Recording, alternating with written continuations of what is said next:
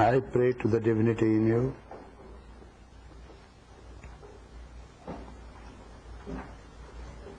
Seven minutes for questions, but some useful questions. And do not let out your useless emotions on me. Yes. In reading, we mentioned the timing is by counting. This counting creates a very subtle jerk. How to avoid that?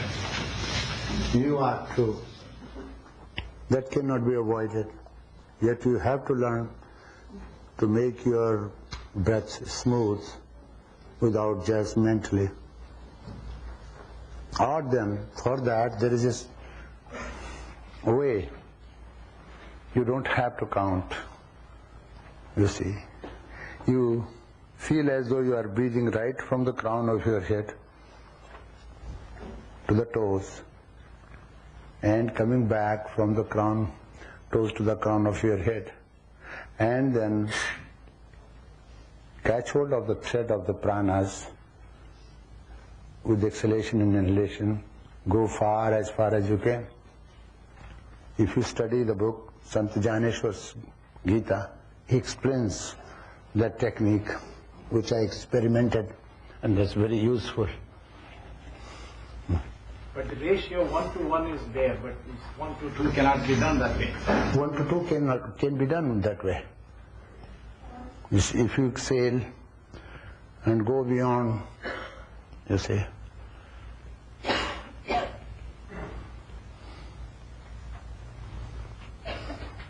Yes. Swamiji, during Mandukya Upanishad, you mentioned that inhaling should be done from the base of the spine to the crown, and exhaling should be done from the crown to toe. That's a different technique. That technique is different. That was for Turiya? That technique is different. Then when you start mentally, there are two things. You know, men and women's relationships, sometimes man tries to be predominantly strong and sometimes woman. So sometimes the stress is given on the breath and sometimes on the mind. On the breathing exercises, breath first and mind follows, then you ask mind first and then breath should follow after you have breathed. That technique is practiced when you have trained your breath so that breath do not have jerks, noise, pause, you see, and shallowness. In such a case, then you do it mentally. Why I ask this question is that from spine to crown and crown to toes helps in 2 to 1 ratio more than from toe to crown and crown to toe. Mm-hmm. That helps. Yes. How can I become fearless? By examining fears. And I am going to give you a technique. For the therapists and doctors, this technique, if they remember, this is very useful. Nothing higher than this, which I am going to teach you today. And that is also called Manaprakshalanam. How to wash your mind, how to purify your mind. But knowing is not very helpful. Sometimes it could be dangerous. You know and you don't do. Practicing is important. And when you start practicing, everything will follow. So you should know that. Yes. How can one overcome loneliness? Very easy. I always used to think, actually in the world, one disease that cannot be cured, and perhaps it's the source of all diseases. Loneliness creates fear, loneliness creates insecurity, loneliness creates many things. Perhaps that is the center of all the diseases, psychosomatic diseases. But people don't want to recognize it. And because of that insecurity, people get married to get rid of loneliness. You see, and instead of getting rid of it, it increases. I find two people sharing the same roof, bed, you see, claiming each other to be very happy, and yet both are lonely. So what is that loneliness?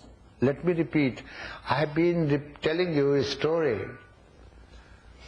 and in my childhood, when I was a teenager, I was very fearless, but arrogant. And my master did not know how to, you see, help me. You see. Arrogant in a way, I used to think, nothing is impossible for me, my master will do it. With that feeling, I became arrogant. So one day, a prince of that state where we used to live in the mountains, where there was earthquake recently, came to visit, and he came from London. So his father said, go and meet the Swamiji, who is our revered teacher, and then take over. So, with all his paraphernalia, secretary, guards, and I thought many people coming, it never happens to our cave.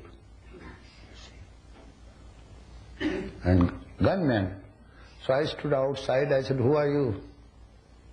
So secretary came forward, says, sir, he is a prince of this state. I said, I am the prince of this cave. You see, how come you have, without my permission, you get out of this place? So the secretary was a little bit mature, so he understood that this boy has some problem, you know.